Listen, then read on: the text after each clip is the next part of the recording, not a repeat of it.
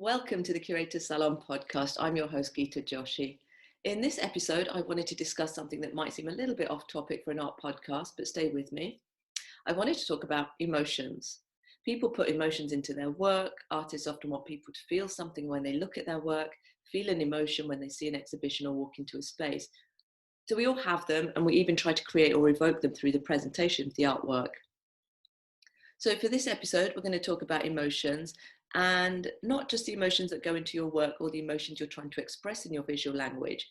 We're actually going to discuss the emotions that you have around your art practice and your business that might even be holding you back. My guest is transformation coach Vicky Ross, who helps people align with their purpose and live life on their own terms. Welcome, Vicky. Hi, and thank you for inviting me to this talk.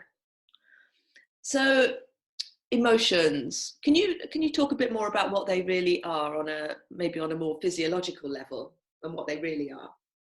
All right, so let's just start at the very, very beginning. We have loads and loads of thoughts every day. I mean, some people say it is like 60 to 80,000. Some people say it's 110 to God knows how many thousand. But let's just all agree that we have loads and loads of thoughts every single day. But we don't pay attention, at least not consciously, to every single one of those thoughts. But every now and then, depending on what is happening right now, what we are doing right now, what we are trying to achieve right now, we will pay attention to a thought that aligns with that. So the only way that a thought can actually then translate itself and go into the body, so therefore it becomes an action, is for there to be a chemical change and a shift in the body. So a thought becomes important, it gets noticed on the conscious level, and then in our brain, in the hypothalamus, there's like an emotional cocktail that goes through the nervous system and gives information to every cell and every organ and creates a chemical change to then create the behavior. So this is actually what's going on a very, very simple level. We have what we call brain juice, and this brain juice gets into the body, gives information, and therefore we behave out of that. So the thought becomes behavior. So are thoughts and emotions the same thing, or does one trigger the other? When a thought becomes important and therefore we become consciously aware of the thought, then that chemical change that goes into the body is what we call emotion. It is that energy that we feel in the body.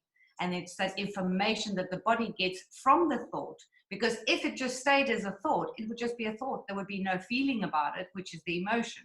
So therefore, the chemical change and the thing that happens in our bodies is what then creates the emotion, which then creates the behavior.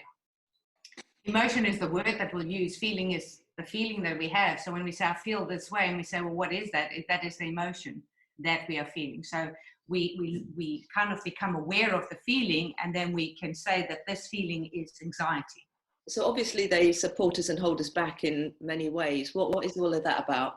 So when we talk about brain juice, which is a very easy way to talk about neurochemicals, we get good brain juice and bad brain juice. And that we understand by the way we're feeling. So good brain juice is the emotions that are positive, things like calm and happiness and joy and serenity, tranquility, love. All of those things are good brain juice. And the way we know that is because we feel good when we experience those.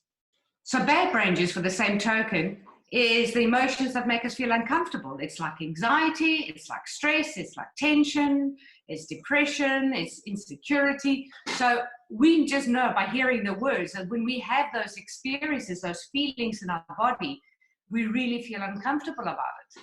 So the question is that like, how does the body know what to experience by every thought that we have? So what happens when we are, starting life, our first sort of 8 years, the imprint years, is that we don't know anything. So we have to learn. So what happens is a situation happens, an experience happens, and it will happen over and over. So what we're doing in that moment is we're actually judging. Because without judgment, because judgment is not good or bad, judgment is more about what is this. So once we judge something and we know what it is, we have now given meaning to an experience. Once we give it meaning, the body, depending on the way we learn from the people around us, will decide what emotion is attached to that meaning. So it could be that this is scary, or this is amazing, or this is anxious, or this is happy, because we've learned this from the way we experience it and the way we observe how others experience it. Because like I said, a 2 or a 3-year-old child does not know that this is something good or something bad. So it will observe the response of others and will model that, and therefore it will judge, it will have meaning. From that meaning, it will have an emotion, and therefore that becomes a program. Now, years and years later, you don't have to relearn what every event or every experience that you have, what it means, and therefore what to feel about it, because your brain is going to attach and is going to say, this is similar to, and look for that program and go, this is similar to that event, this is what it means, this is the emotion, and at that point, the chemical response happens, it goes through your body, so therefore we feel it as an emotion in our body, and from there we know how to behave.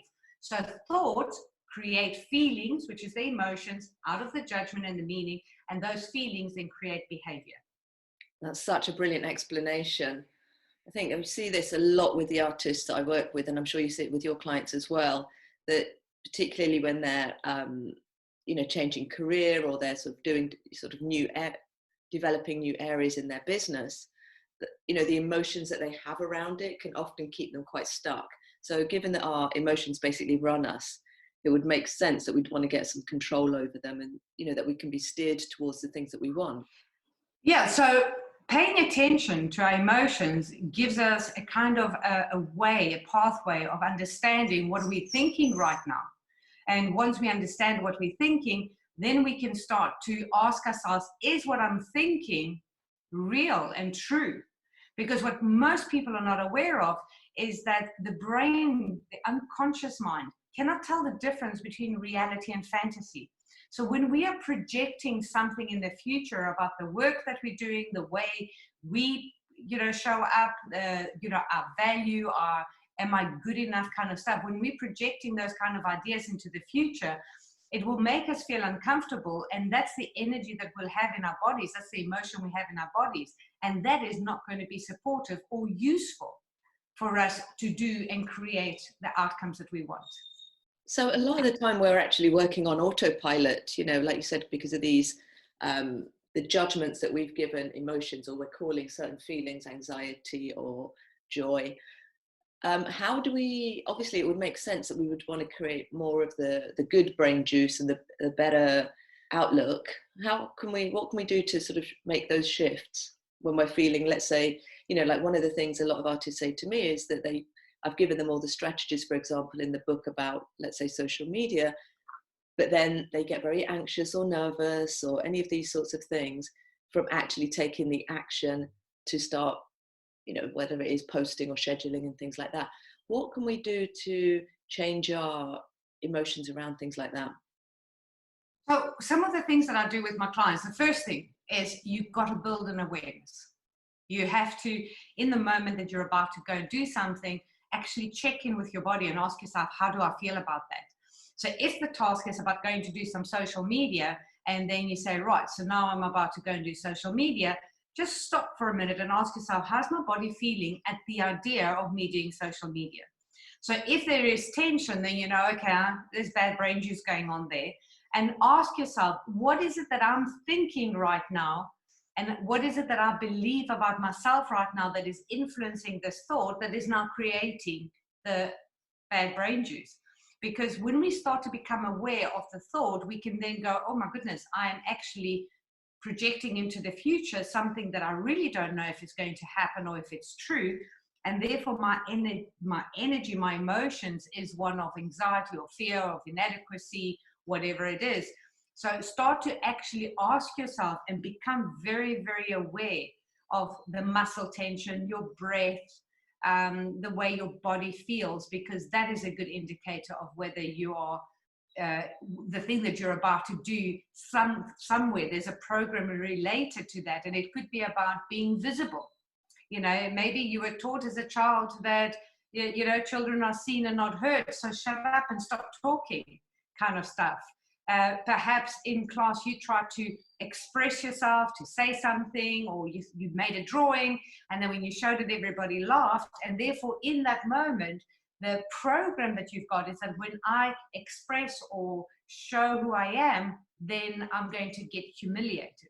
And therefore the program that says, showing yourself, telling being visible. The meaning of that is humiliation and being rejected, and therefore the emotion is fear.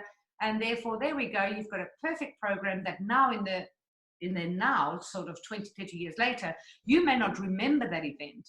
You may not know that you have a program that says, putting yourself out there and being visible is scary because you might be humiliated and rejected. And therefore, you don't understand why you have this anxiety inside of you to do this.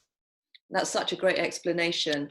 If you're listening to this episode, then it's worth knowing that this is the first of 5 short episodes with Vicky Ross, talking all about emotions, energy, confidence, and basically mindset for artists. Vicky and I have worked together in the past. We've known each other for about 10 years, and we are in the process of putting together an online course, particularly for artists and based around mindset. Vicky, thank you so much for this episode. Thank you. Bye-bye.